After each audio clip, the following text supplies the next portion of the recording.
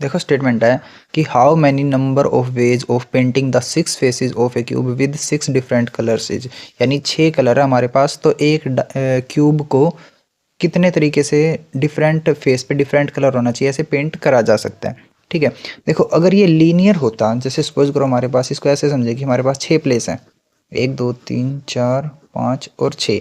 तो देखो पहले मान लो ये पहला फेस, ये दूसरा फेस, ये तीसरा फेस, ये चौथा फेस, ये पांचवा और ये छठा फेस। तो यहाँ पे हमारे पास 6 ऑप्शन है ना, 6 कलर अवेलेबल है। अब एक कलर हमने यहाँ पे यूज़ कर लिया तो 5 बचे दूसरे फेस के लिए। नेक्स्ट फेस के लिए हमारे पास 4 ऑप्शन है, यहाँ पे 3 ऑप्शन है, यहाँ पे 2 ऑप्शन है और यहाँ पे, यानी कि 6 फैक्टोरियल हमारा आंसर हो जाता। ठीक है, अगर ये सारे फेस डिस्टिंक्ट होते तो। लेकिन क्यूब के केस में क्या होता है, सारे फेस आइडेंटिकल दिखते हैं, है ना।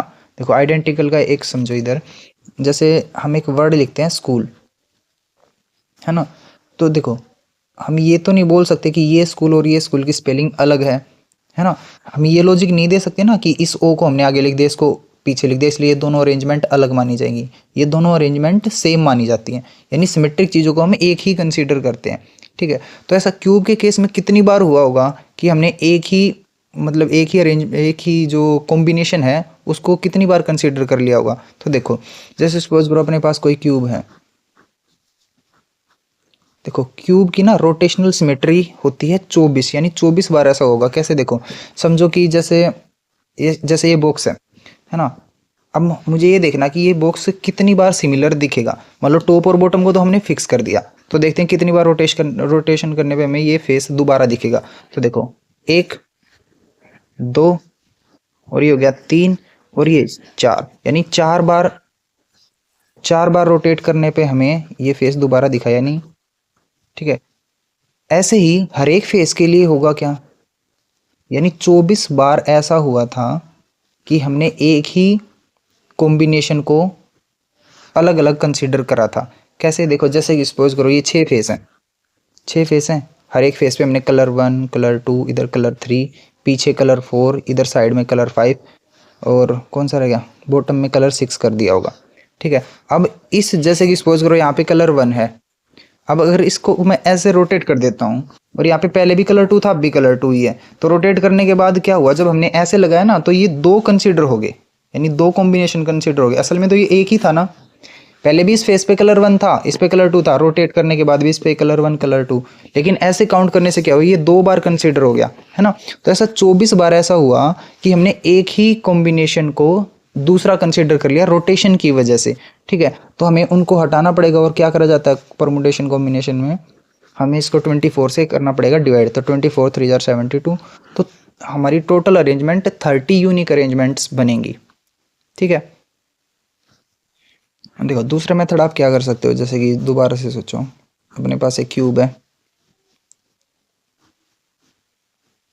ठीक है, अब देखो जैसे कि हमारे पास क्या होता है ना, जैसे लीनियर में तो आपको पता है सीधा, जैसे 6 प्लेस हैं 6 कलर, तो 6 फैक्टोरियल हमारा आंसर हो जाएगा। लेकिन देखो रोटेशन के चक्कर में क्या होता है, जैसे मान लो एक सर्कल में बिठाना हमें 4 बच्चों को, है ना। पहले देखो लीनियर का देखो, मान लो हमारे पास 4 चेयर हैं, 3 चेयर हैं, तो 3 बच्चों को हम कितने तरीके से बिठा सकते हैं। देखो यहाँ पे हम ये फर्स्ट चेयर है, ये सेकंड है, ये थर्ड है, तो यहाँ पे 3 में से किसी एक को बिठा सकते हैं। यहाँ पे बच्चे 2 में से किसी एक को बिठाएंगे और यहाँ पे एक ही ऑप्शन बचेगा, यानी टोटल 6 तरीके से हम बच्चों को बिठा सकते हैं। लेकिन अगर इन्हीं 3 को हमें सर्कल में बिठाना हो तो देखो क्या होगा। अब मैं किसको फर्स्ट बोलूँ, इसको फर्स्ट बोलूँ या इसको फर्स्ट या इसको फर्स्ट, तो मुझे रेफरेंस के लिए एक तो फिक्स करना ही पड़ेगा। तो मान लो हम इसको बिठा देते हैं, पहले बच्चे को इस पर बिठा देते हैं। ठीक है, अब जो दूसरे, मतलब हम पहले बच्चे को बिठाने के लिए हमारे पास कोई रेफरेंस नहीं था, है ना, कि हम किस पे बिठाएं इसको, उसके लिए सभी फर्स्ट होगी एक तरीके से, या तो ऐसे समझ लो, है ना।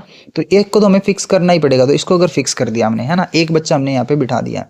ठीक है, अब बची हुई जैसे ये वाली चेयर है, अब इसकी पोजीशन यूनिक हम बता सकते हैं कि जो पहला बच्चा बैठा है ना, ये उसके लेफ्ट में बैठा है, या फिर ये कहेगा कि खाली चेयर के राइट में बैठा है। अब इसकी पोजीशन यूनिक हो चुकी है ना। लेकिन अगर हम एक बच्चे को भी बिठाएं तो हम बता नहीं सकते कि वो फर्स्ट पोजीशन पे बैठा कि सेकंड पे या थर्ड पे, किसी न किसी रेफरेंस से बताया जाता ना कि फर्स्ट पे है। तो देखो हमने इसकी रेफरेंस से बता दिया कि ये फर्स्ट वाला जो बच्चा बैठा ना उसके लेफ्ट में ये बैठा है।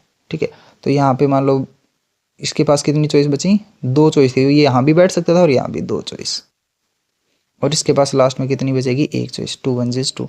तो कहने का मतलब ये है, जब लीनियर चीज़ें होती है ना तो हमारे पास n फैक्टोरियल होता है आंसर हमारा, और उन्हीं को अगर सर्कल में बिठाना ना तो सर्कुलर अरेंजमेंट के लिए एक कम होके उसका फैक्टोरियल करा जाते हैं, n-1 फैक्टोरियल होता है। अब इसका यूज यहाँ पे कैसे होगा, देखो सपोज करो टॉप पे हमने एक कलर कर दिया, रेफरेंस के लिए देखो वही चीज़ है, अल्टरनेट क्या बोलते हैं इसको,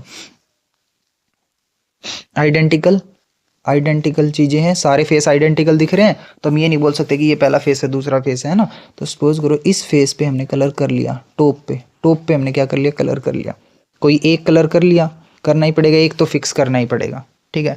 अब एक फिक्स हो गया ना, अब इसकी रेफरेंस से हम ले सकते हैं कि ये भाई बॉटम का है, ये इसके भाई मतलब 4 वॉल्स हैं ये इसकी, है ना।